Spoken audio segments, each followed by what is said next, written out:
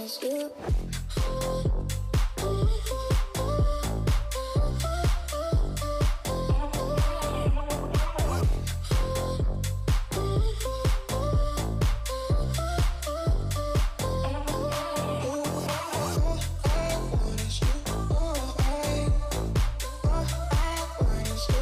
y'all, I'm back. I just wanted to start off a little bit later on in the video because eventually I'm going to put it in normal gear just so that you guys can see how I am creating these pieces slowly instead of like these quick views. So here's where I stop it a little bit so that you guys can see how the transition's working. So like I mentioned before, I do the dark areas first, and I come in with the medium tones and then the highlights, or sometimes it's highlights and then medium tones, depending on how complicated it could be. So I'm now working with the skirt, and I, you know, pass it through one of the holes and then come back to the other side. Sometimes the way that I come back through the hole defines the shape, because it's really hard to get curves when you just have pixels, so it's going back and forth and back and forth. So sometimes when I'm pushing the thread, I'm pushing it and pulling it so that it starts to create that curve within the space.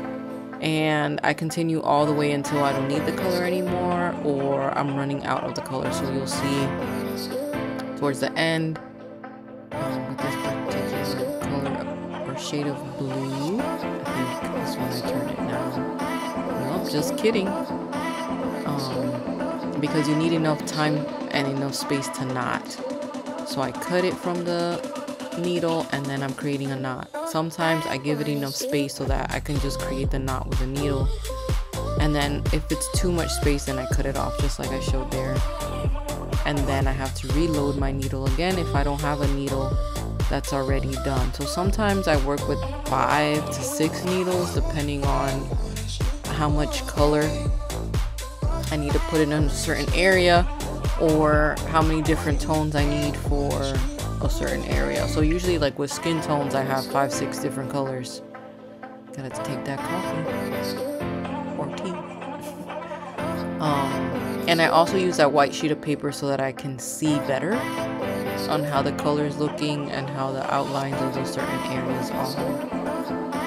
So I'm trying to reload my needle, and sometimes I'm not in view because I'm still trying to get used to recording myself working. This is not normal for me, especially at this angle, like the camera's over my head. So trying not to get in the way of the camera has been fun, because I just want to work and not really pay attention to what's happening. And sometimes it works well, and then at one point like this, I get to the edge of the space because I need it closer to my body. A lot of the times I'm pushing the plastic canvas like on my body so that I have some kind of support of the canvas so that it's flat and it's not moving all over the place, which can happen especially with that sheet of paper at the bottom. Anyway, I just want to slow it down a little bit so that you guys can see how it works.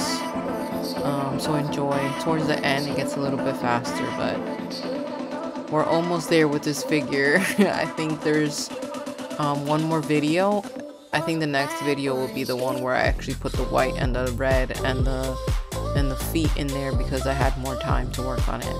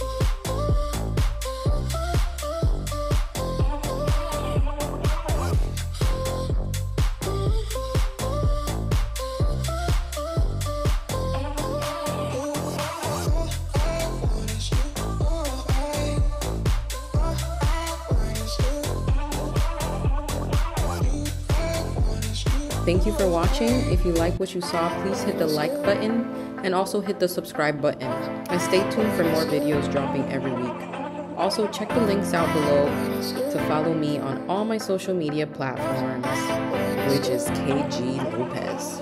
Okay guys, until next time, I hope you enjoyed my chit-chatting and also looking at my process.